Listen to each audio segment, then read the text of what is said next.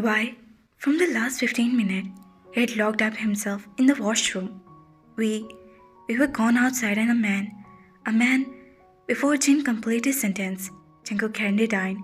He went toward the closet, searched the drawer, and finally picked up the case in his hand. It's been 15 minutes. You were supposed to break the damn door. Dan, he shouted.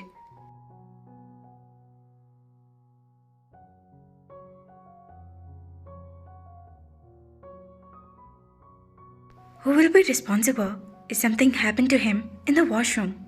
He hurriedly inserted the key into the lock and turned it. The lock was opened. Jungkook pushed the door open.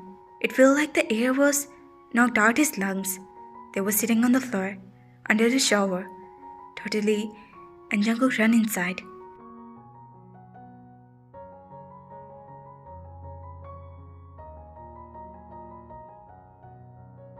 He quickly turned off the shower and got down to his level.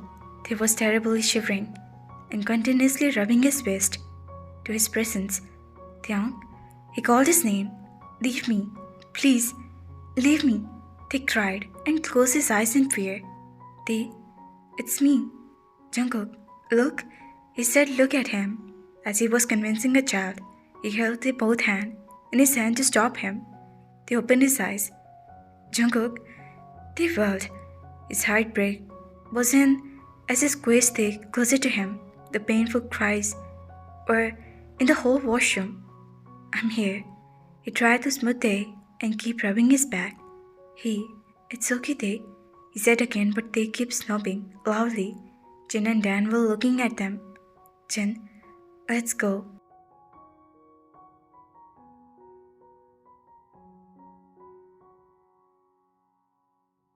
Dan wrapped his arms around Jin. Jin nodded and they both went away. Jungkook picked up Tae in a bridal style and placed him on the bed. They was holding him so tightly like his life was depend on him. Please, stop crying. He hugged Tae. I'm scared. They said in between his cries. I won't let anything happen to you. They suddenly stopped crying, moving back for his embrace, and looked him into his eyes. Jungkook, what if Dan didn't come? A sob would drag his thought, cutting off his word they couldn't bring himself to say anyway. What would have happened to? A loud sob would tear what they thought, and Jungkook took his face in his hand. Please, don't think about it. Just remember you are safe. Nothing happened to you, and won't happen to you in the future. He kissed his forehead. I feel disgusted and flirty with myself, they said, as you're pure. Inside out, he replied. He touched me, they said, as he showed him his waist. I washed and rubbed it so much, but this disgusting touch is not going away. Jungkook looked at his waist. Due to rubbing, there were scratches and small cuts, which were blood speaking out, and a pang of pain would creep into his heart. He took their both hands in his hand and placed kisses on his waist. You won't feel it now. It will be only my touch. He put a hair behind the ear. He wanted to bang his hand, but before he could calm Tae was the more important. And he forcefully took my pen and took. Tears would start falling down his cheeks again. The vision were blurred. He coughed. I bought you another one. Don't worry. You gifted it to me, and I wouldn't care of it. I pleaded him so much to leave it. Even I offered him money. But he didn't. Jungkook glared at the neck. He slightly paused, away his neckline, and realized that there was deeper cut around his neck due to the forceful play of the pendant. His blood was boiled. He leaned on Tae's neck and started kissing his neck to calm himself down. Cook, I'll kill him. He seemed in anger. You know, everyone is smart, irritable, and strong. They paused and started crying. Me?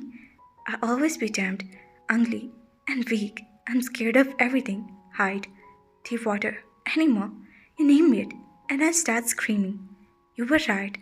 I'm a crybaby. They placed his head on his shoulder, put his arms around his neck, and wrapped his hand around Tae. Who said you are ugly, timid, and weak? He foamed. You are not these things. Remember, when you said, "What's the meaning of that butterfly pendant I gave you?" Let me tell you the reason, which I was going to tell you ever. He mumbled the last part. Butterflies are beautiful and delicate, yet they represent endurance, change, hope, and life.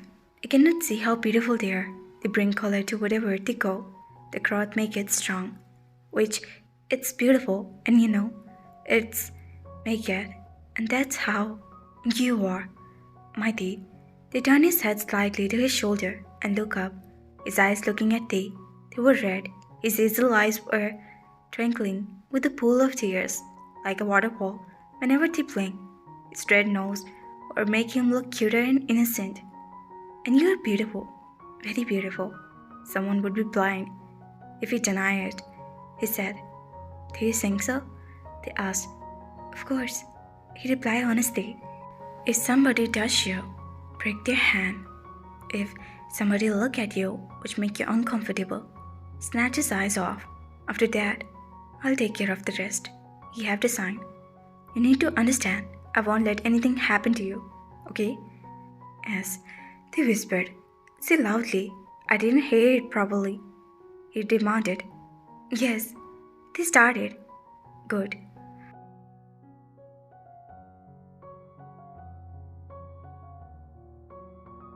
Both of them silently stayed at their position for a few minutes. Thankfully, he wasn't crying anymore. They, you need to change. Don't leave me, please. They shook his head. The weather is a bit chilly today. You will catch a cold. No, they said, tightening his hold on him.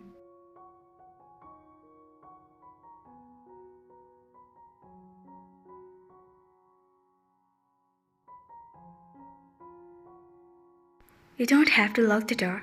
Just close it and I'll be waiting for you outside. I need to treat your world as well. He started. Where's my baby? They asked. She is with Jen. Get changed first because I wouldn't like to see her ma crying. He lost his grip and around They moved back. I'll ruin your shirt, they whispered, gazing at his hand over his sweatshirt and the bedsheets too. Doesn't matter, he replied softly. He peeked a kiss on Tay's forehead and stood up. He opened the closet, glanced at the cloth, and realized that there was only some more clothes for it.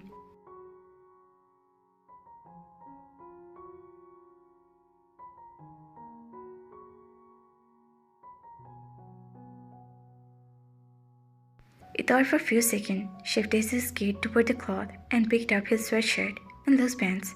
You can wear that. It would keep you warm. He grabbed their hand and took him toward the washroom. I'm here, okay? They nodded and went inside the washroom.